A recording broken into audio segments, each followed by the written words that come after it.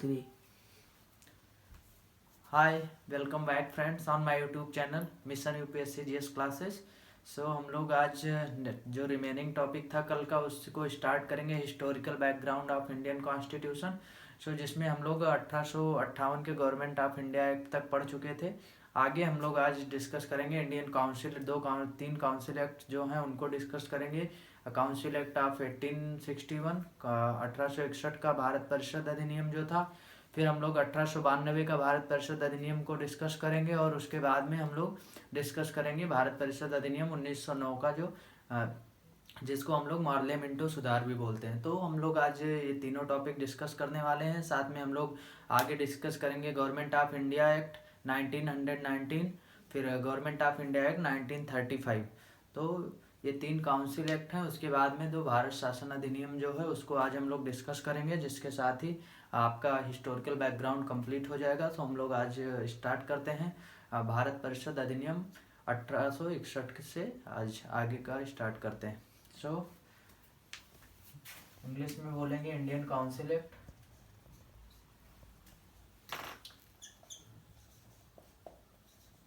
Indian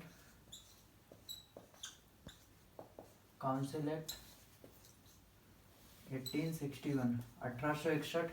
तो ये Indian council act के टाइम पे गवर्नर जनरल कौन था? लॉर्ड कैनिंग थे। तो इस टाइम पे भी आप देखोगे कि लॉर्ड कैनिंग ही है। इनको अब गवर्नर जनरल नहीं बोला जाता, इनको अब बोला जाता है वाइस रॉय। वाइस रॉय जो था वो लॉर्ड कैनिंग थे। सो ये पहले वाइस रॉय हैं ये पहले वाइस रॉय हैं भारत के। जो गवर्नर जनरल का नाम वाइस रॉय कर दिया जाता है, तो लॉर्ड कैनिंग पहले वाइस रॉय और last governor general of India होते हैं।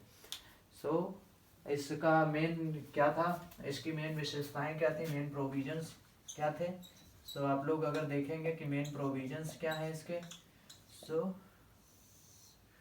पहली बात तो इसका मेन प्रोविजन अगर आप देखोगे तो फर्स्ट टाइम ऐसा हो रहा है कि इंडियंस को विधायिका में शामिल किया जा रहा है। तो कानून बनाने की प्रक्रिया में पहली बार भारतीयों को शामिल करने का जो प्रोविजन था वो इसी काउंसिल एक्ट में आया है। तो फर्स्ट टाइम आप देखोगे, आप लिख सकते हो कि फर्स्ट टाइम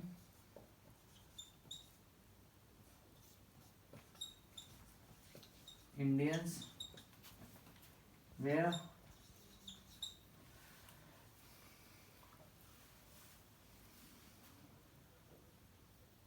appointed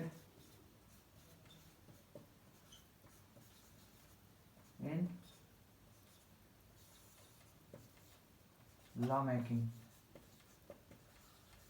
सो फर्स्ट टाइम वो भी अगर आप देखोगे तो डायरेक्ट इलेक्शन से नहीं होता, इसमें भी जो होते हैं वो तीन लोग मनोनीत किए जाते हैं, यानी जिनको आप बोलते हो कि नॉमिनेशन के थ्रू होते हैं। तो ये तीनों लोग भी इनडायरेक्टली ही अपॉइंट किए जाते हैं लॉ मेकिंग के प्रोसेस में। सो और दूसरा क्या होता है, यहीं से विभागीय प्रणाली की, जिसको आप बोलते हो पोर्टफोलियो सिस्टम। सो पोर्टफोलियो सिस्टम की शुरुआत होती है यहाँ से। पोर्टफोलियो सिस्टम का स्टार्ट इसी एक्ट के, तो इसी काउंसिल एक्ट के थ्रू होता है। सो पोर्टफोलियो सिस्टम जिसमें आज अगर आप देखोगे तो बहुत सारे जो डिपार्टमेंट्स हैं, बहुत सारी मिनिस्ट्रीज हैं या फिर जो भी हैं हमारे मिनिस्ट्री के अंदर, वो सारे यहीं से पोर्टफोलियो सिस्टम का, जैसे आप देखते हो आज आपके लॉ मिनिस्टर अलग होते हैं, फिर आपके एजुकेशन मिनिस्टर हैं, साथ में आपके फाइनेंस मिनिस्टर हैं। तो मिनिस्ट्री का जो अलग अलग पोर्टफोलियो जो लोगों को दिया जाता है, ये कहीं ना कहीं यहीं से शुरुआत हुआ है पोर्टफोलियो का सिस्टम का। दूसरा यहाँ पे क्या होता है, तीसरा इस चीज़ में होता है कि जो आप देखते हैं कि 1833 के एक्ट के थ्रू जो केंद्रीयकरण होता है, यानी जो बंगाल के गवर्नर होते हैं, गवर्नर जनरल ऑफ इंडिया होता है, उसके पास सारी पावर्स दे दी जाती हैं कि ऑल ओवर टेरिटरी, जो ब्रिटिश टेरिटरी है, ब्रिटिश का क्षेत्र है, उसमें वो उस पर वो लॉ बना सकता है। लेकिन इसमें और जो आपके मद्रास और बम्बई के गवर्नर होते हैं उनको अधीन कर दिया जाता है।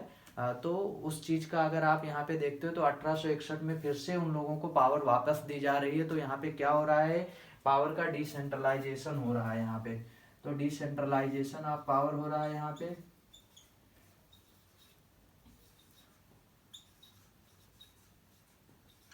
सो पावर का डिसेंट्रलाइजेशन हो रहा है, यहाँ पे विकेंद्रीकरण हो रहा है, यानी मद्रास के गवर्नर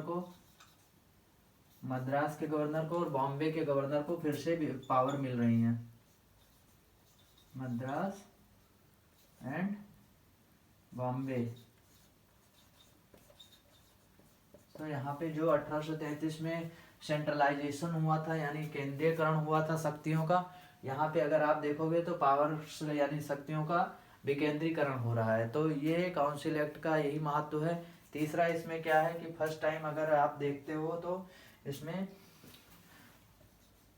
जो जो वाइसराय है, वाइसराय को आपातकाल के समय पे जो है अध्यादेश जारी करने की शक्ति दे दी जाती है। तो जो कि आज अगर आप आर्टिकल 123 देखते हो तो आर्टिकल 123 के तहत जो आपका राष्ट्रपति है उसको अध्यादेश आपातकाल के समय अध्यादेश जारी करने का जो कि एक कानून के बराबर माना जाता है, तो उसकी शक्तियां यहीं पे 1861 में वाइसराय को दी जाती है, ताकि आप आपातकाल के समय जो भी है आप अध्यादेश जारी कर सकते हैं, वो कानून के बराबर माना जाएगा। तो आप देखते हैं कानून या तो आपकी जो विधायिका है वो बनाती है, लेजिस्लेटिव असेंबली, नहीं तो जो आपका प्रेसिडेंट होता है या गवर्नर होता है वो अध्यादेश जारी करके कानून बनाता है। तो यहाँ पे क्या हो रहा है, यहाँ पे हो रहा है कि वाइसराय को आपके पावर मिल रही है ऑर्डिनेंस की, वाइसराय टू इशू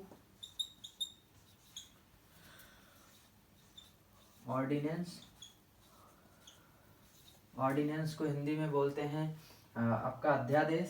सो जो कि power viceroy to issue ordinance, viceroy given power, this article this council act gives power to viceroy to issue ordinance in case of emergency।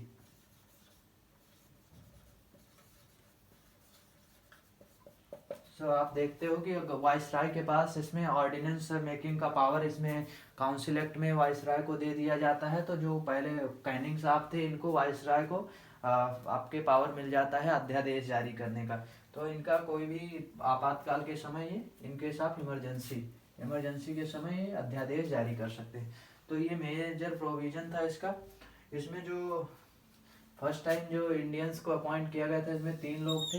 एक तो बनारस के महाराजा थे, तो आप अगर लिखना चाहें तो महाराजा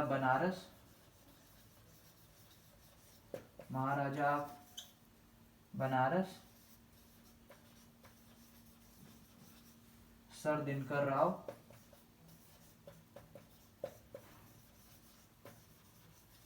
दिनकर राव और पटियाला के महाराजा को यहाँ पे आप लिख सकते हैं, लिखना चाहें तो पटियाला के महाराजा को महाराजा ऑफ पटियाला। तो इतने 3 लोगों को यहाँ पे अपॉइंट किया जाता है लेजिस्लेटिव काउंसिल में।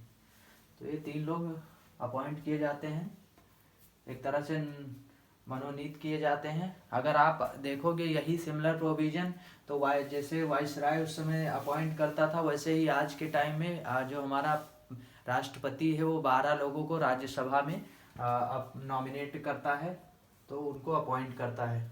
तो यही प्रोविजन कहीं ना कहीं आज भी फॉलो किया जा रहा है। जो 12 लोग होते हैं डिफरेंट फील्ड से, लाइक आप देखते हो कि साहित्य से भी कुछ लोग आते हैं, कुछ लोग विश्व शांति के लिए जो भी या जो शांति से रिलेटेड या समाज के लिए कुछ अच्छा करते हैं या खेल कूद से जो भी हैं, ऐसे लोग जैसे सचिन तेंदुलकर का मनोनयन हुआ है आपके पार्लियामेंट राज्यसभा में। तो ये सारे इनको कौन अपॉइंट करता है, इनको अपॉइंट आज के टाइम में अगर देखोगे तो इनको अपॉइंटमेंट देता है प्रेसिडेंट। प्रेसिडेंट इनको अपॉइंट करता है। आज के टाइम पे 12 लोगों को अपॉइंटमेंट होता है, 12 मेंबर्स को। तो ये कहीं ना कहीं इनडायरेक्टली हमारा उसी से लिया गया है। तो ये आर्टिकल अगर आप देखोगे तो बहुत इम्पोर्टेंस रखता है। जो एक्ट आया था ये इंडियन काउंसिल एक्ट, तो आपको इसको याद रखना चाहिए। इसके समय गवर्नर जो वाइसराय थे वो लॉर्ड कैनिंग थे। दूसरा, इसमें फर्स्ट टाइम इंडियंस को अपॉइंट किया गया लॉ मेकिंग प्रोसेस में। सेकंड, यहाँ से पोर्टफोलियो सिस्टम का स्टार्टअप होता है। सो पोर्टफोलियो सिस्टम स्टार्टेड, यहाँ पे पोर्टफोलियो सिस्टम स्टार्ट हो रही है। दूसरा, अगर आप देखते हो इसमें तो ये 3-4 मेजर प्रोविजंस थे। इसके बाद में अगर आप देखते हो तो यहीं से एक तरह से जो सेपरेशन ऑफ पावर्स भी आप आज शक्तियों का विभाजन देखते हैं हमारे संविधान की 7वीं अनुसूची में जो दिया हुआ है, तो वो भी कहीं ना कहीं से यहीं से निकल के आता है। क्योंकि जब आप देखते हैं कि जो पावर का डिस्ट्रीब्यूशन होता है पोर्टफोलियो सिस्टम के अंदर, तो ये कहीं ना कहीं सब पे एक रिस्ट्रिक्शन डालता है कि आप अपने पोर्टफोलियो के अंडर रह के ही काम कर सकते हैं। तो सारे शक्तियों का विभाजन यहाँ पे होता है। तो इसके बाद में अगर आप देखोगे तो 1861 का जो काउंसिल एक्ट है ये काफ़ी ज़्यादा पावर दे देता है आपके वाइस रॉय को। तो अगर आप इसको लिखना चाहें तो अपने वर्ड्स में लिख सकते हैं। आपको फैक्ट्स रटने की बहुत ज़्यादा ज़रूरत नहीं है। आप किसी भी एग्जाम में बैठते हैं तो आपका कॉन्सेप्ट क्लियर होना चाहिए, कॉन्सेप्ट ही ज़्यादा महत्व रखता है। तो आप अगर इसको अपने शॉर्ट पॉइंटर फॉर्म में नोट्स बना लें ताकि आपको रिवीजन में अच्छा रहेगा। सो साथ में ये 4 मेजर प्रोविजंस उस काउंसिल एक्ट में आपको याद रखने की ज़रूरत है। उसके बाद में अगर आप देखते हैं तो दूसरा जो काउंसिल एक्ट आता है वो 1892 में आता है। सो इसको हम लोग उसको भी हम लोग समझेंगे कि उसमें क्या प्रोविजंस थे काउंसिल एक्ट 1892 में।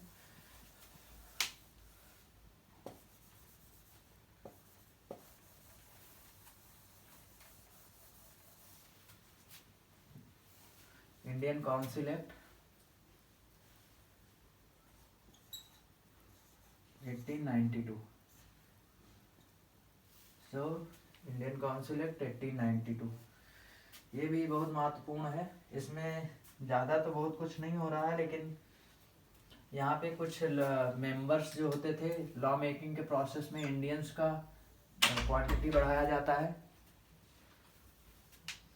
साथ में अगर आप देखते हैं तो फर्स्ट टाइम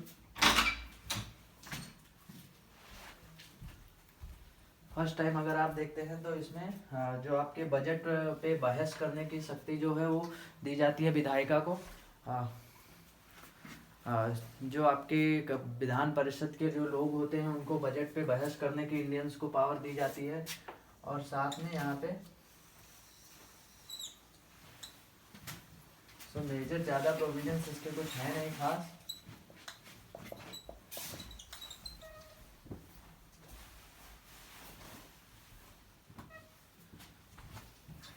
तो इसका प्रोविजन अब आप देख सकते हैं कि increase in number of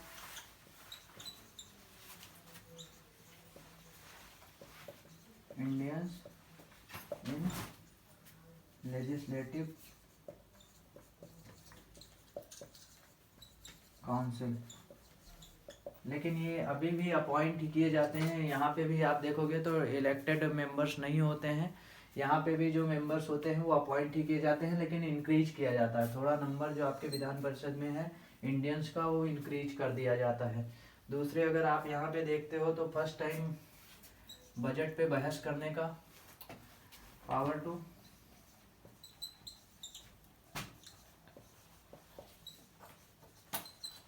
discuss budget पे बहस करने का जो पावर होता है वो फर्स्ट टाइम इंडियंस को दिया जाता है, या जो आपका विधान परिषद है उसको दिया जाता है। इंडियंस या लेजिस्लेटिव काउंसिल जो है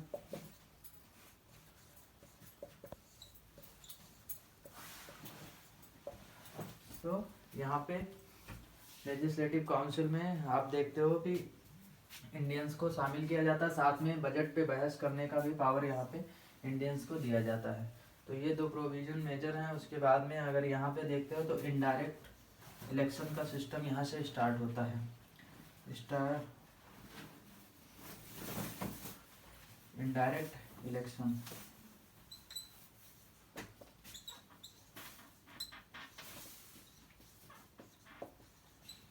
था स्टार्टेड।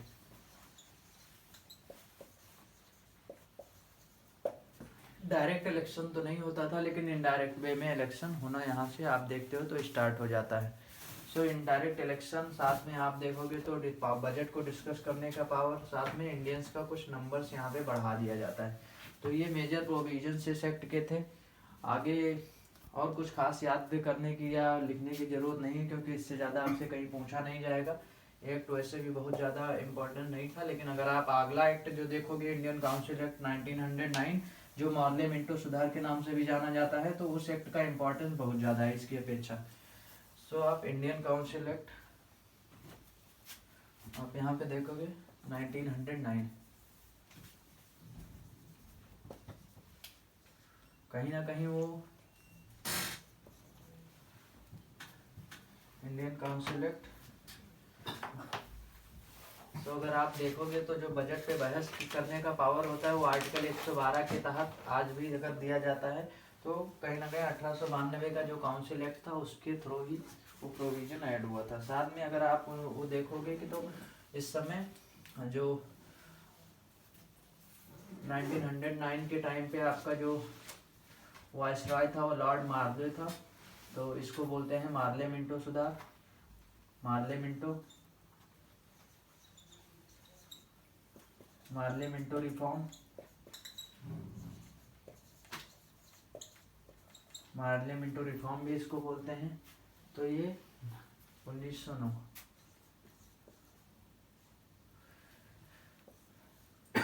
अगर आप इसका थोड़ा आपने हिस्ट्री पढ़ा होगा, तो जब आप देखते हैं बंगाल का विभाजन 1905 में होता है आपके लॉर्ड कर्जन के द्वारा, उसके बाद में बहुत सारा विरोध उठता है इंडियंस के बीच में। तो उनको कहीं ना कहीं संतुष्ट करने के लिए या फिर ब्रिटिशर्स को ये समझ आ जाता है कि अगर हम फूट डालो और राज करो की राजनीति नहीं अपनाएंगे तो हमारा कहीं ना कहीं बहुत ज़्यादा विरोध उठ जाएगा, क्योंकि उनको कुछ ऐसे सेक्शंस के लोग चाहिए होते हैं जो उनका सपोर्ट करें।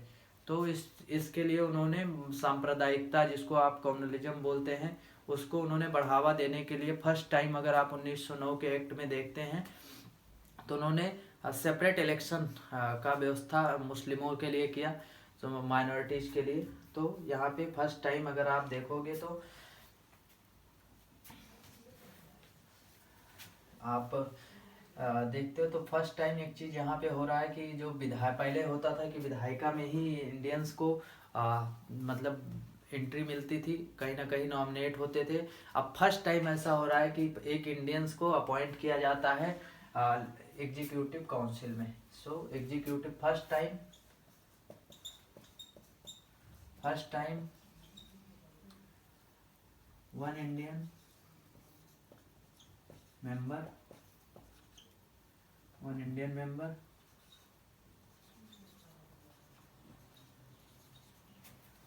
were appointed in executive council।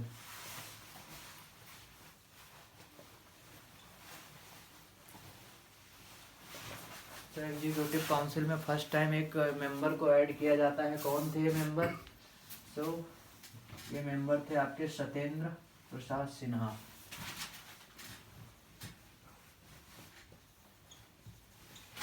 Satyendra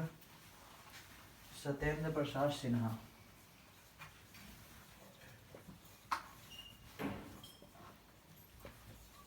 तो सत्येंद्र प्रसाद सिन्हा को फर्स्ट टाइम अपॉइंट किया जाता है इंडियन मेंबर के रूप को वाइस रॉय के एग्जीक्यूटिव काउंसिल। आज अगर देखते हैं एग्जीक्यूटिव काउंसिल कौन है, तो एग्जीक्यूटिव काउंसिल जो है आपके मिनिस्टर्स हैं, काउंसिल ऑफ मिनिस्टर्स जो होते हैं वो एग्जीक्यूटिव बोले जाते हैं। या अगर आप परमानेंट एग्जीक्यूटिव देखें तो आपके जो सिविल सर्वेंट्स होते हैं IAS IPS या फिर IFS जो इंडियन फॉरेस्ट सर्विस के अधिकारी होते हैं, ये आपके एग्जीक्यूटिव होते हैं। तो फर्स्ट टाइम एग्जीक्यूटिव काउंसिल में एक इंडियन मेंबर को अपॉइंट किया जा रहा है। कौन थे? सत्येंद्र प्रसाद सिन्हा। ये सिविल सेवक थे ब्रिटिश गवर्नमेंट के अंडर, इनको अपॉइंट किया जाता है। तो फर्स्ट टाइम इंडियन को सत्येंद्र प्रसाद सिन्हा को अपॉइंट किया जाता है। दूसरा क्या होता है, यहाँ पे मुस्लिमों के लिए अब सेपरेट इलेक्शन की बात की जाती है। Separate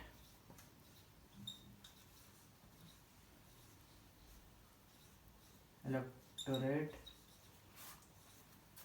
for Muslim. मुस्लिमों के लिए सेपरेट इलेक्टोरेट का इसका मतलब क्या हुआ? सेपरेट इलेक्टोरेट का मतलब होता है उनके लिए मतलब स्पेशल व्यवस्था की जाती है जहाँ पे मुस्लिम माइनॉरिटीज हैं, जहाँ पे मुस्लिम बाहुल्य क्षेत्र है या मुस्लिमों के लिए सीट फिक्स की जाती है जहाँ पे सिर्फ मुस्लिम ही चुनाव लड़ सकते हैं और मुस्लिम ही वोट करेंगे, तो वो अपने प्रतिनिधित्व को मुस्लिम खुद से चुन सकते हैं, तो यहाँ पे उनकी व्यवस्था की जाती है।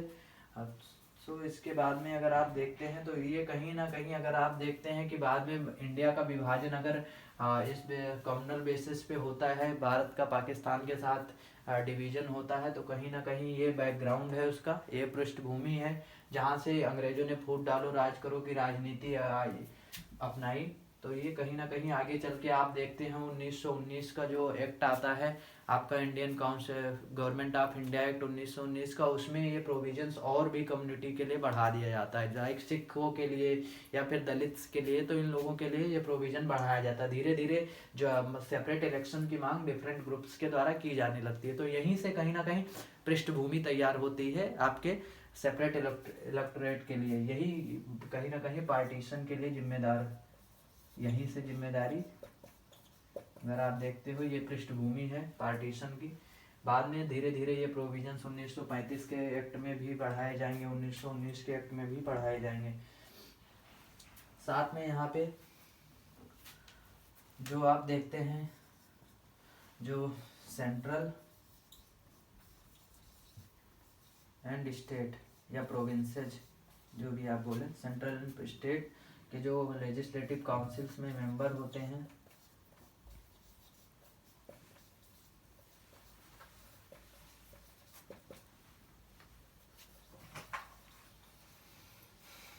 मेंबर्स का नंबर बढ़ा दिया जाता है।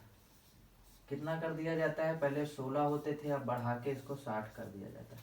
तो ये नंबर बढ़ा दिया जाता है जो काउंसिल में इंडियंस होते थे मेंबर, इंडियन मेंबर्स, तो इनका नंबर बढ़ा के 16 से बढ़ा के 60 कर दिया जाता है। साथ में एक और प्रोविजन इसमें ऐड होता है, आप देखोगे तो फर्स्ट टाइम यहाँ पे आपने देखा होगा 1892 का जो काउंसिल एक्ट था उसमें फर्स्ट टाइम इंडियंस को बहस करने का, बजट पे बहस करने की का परमिशन दिया गया था। यहाँ पे अगर आप देखोगे तो फर्स्ट टाइम वोटिंग का राइट दिया जाता है इंडियंस को। सो यहाँ पे फर्स्ट टाइम अगर आप देखते हो तो फर्स्ट टाइम यहाँ पे इंडियंस को बजट पे वोट करने का या क्वेश्चन पूछने का। So now Indians can ask question on budget, right to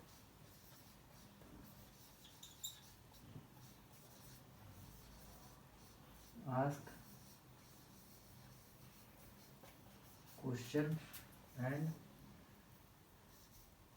voting on budget. तो बजट पे पहली बार यहाँ पे आप देखते हो तो इंडियंस को वोटिंग के लिए राइट और क्वेश्चन पूछने का राइट यहाँ पे मिलता है। तो इसका प्रोविजन का मेन प्रोविजन यही है कि फर्स्ट टाइम इंडियन मेंबर को एग्जीक्यूटिव काउंसिल में अपॉइंट किया जाता है। साथ में दूसरा अगर आप देखते हो तो यहाँ पे सेपरेट इलेक्टोरेट मुस्लिमों के लिए कर दिया जाता है। सो कहीं ना कहीं ये बाद में जिम्मेदार होता है आपके विभाजन के लिए। साथ में सेंट्रल और स्टेट लेजिस्लेटिव के काउंसिल में जो होते हैं इंडियंस मेंबर की का जो क्वांटिटी है, जो नंबर से वो बढ़ा दिया जाता है, 16 से बढ़ा के 60 कर दिया जाता है। तो ये कहीं ना कहीं इसका जो मेन प्रोविजन था। साथ में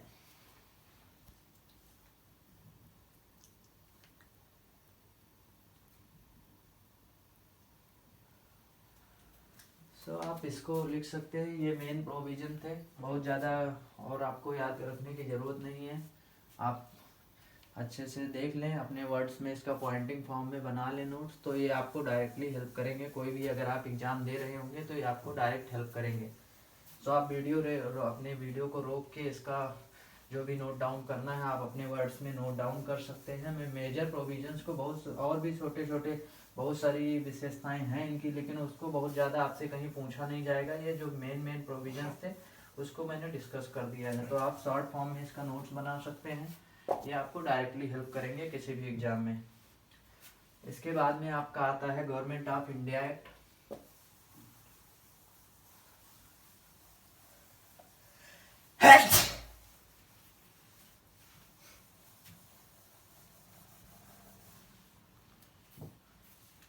तो आप अगला देखते हैं तो गवर्नमेंट ऑफ इंडिया एक्ट आता है।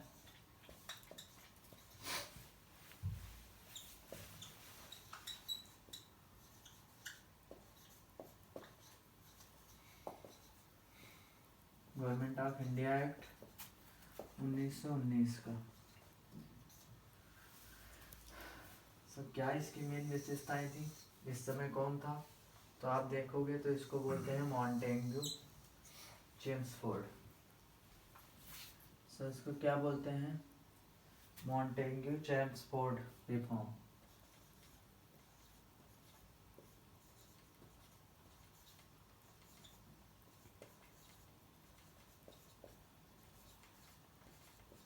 Montagu Chelmsford reform.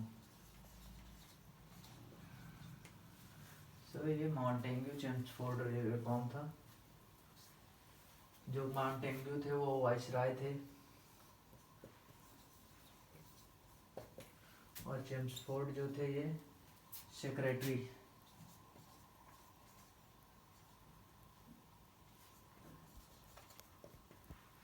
और इंडिया। सो ये ब्रिटिश पार्लियामेंट के मेंबर थे जो चेम्सफोर्ड साहब थे, साथ में जो मॉन्टेग्यू थे ये वाइसरॉय थे इंडिया के। तो इनका इसका एक्ट का प्रोविजन क्या है, तो आपसे ये पूछा जा सकता है कि 1919 के भारत शासन अधिनियम के समय जो आपके वाइसरॉय थे तो वो ये वाइसरॉय मॉन्टेग्यू थे, साथ में जो सेक्रेटरी थे वो चेम्सफोर्ड थे। सो इसका प्रोविजंस क्या है मेन,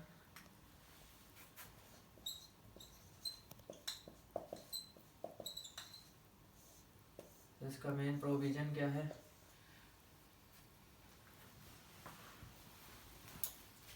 डायआर्की इन सेंटर, बाइकैमरलिज्म इन सेंटर।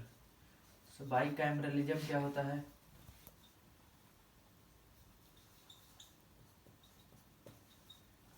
बाइकैमरलिज्म इन सेंटर। तो क्या है बाइकैमरलिज्म, बाइकैमरलिज्म का सिंपल सा मतलब है कि आप दो सदन, एक सदन आपकी लोकसभा है, आप लोकसभा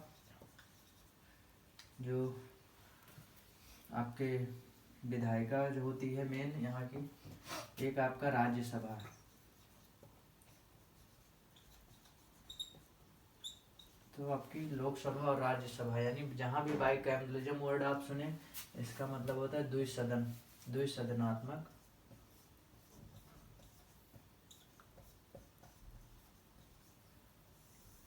तो बाइकैमरलिज्म का मतलब होता है द्विसदनात्मक, यहाँ पे आपका लोकसभा और राज्यसभा दोनों होंगे। या जैसे आप अमेरिका का कॉन्स्टिट्यूशन देखते हैं तो वहाँ पे आपके जो एक सीनेट है, दूसरा जो वहाँ का कांग्रेस है, जो यहाँ पे जिसको हम लोकसभा बोलते हैं, और representative of house of representative और सीनेट। तो ऐसे आप अगर ब्रिटेन के कॉन्स्टिट्यूशन में देखते हैं तो जो वहाँ पे लोकसभा है उसको हाउस ऑफ कॉमन्स बोलते हैं, और जो वहाँ का लॉर्ड्स जो एक तरह से जो राज्यसभा है उसको हाउस ऑफ लॉर्ड्स बोलते हैं।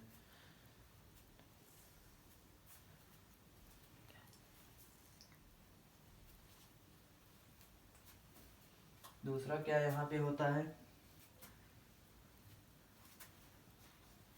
यहाँ पे जो प्रांत में एक तरह से द्वैत शासन यहाँ पे चालू हो जाता है। द्वैत शासन का मतलब डायआर्की,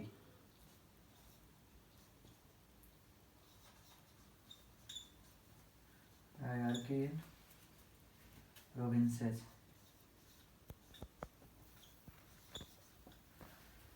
द्वैत शासन का शुरुआत हो जाता है आपकी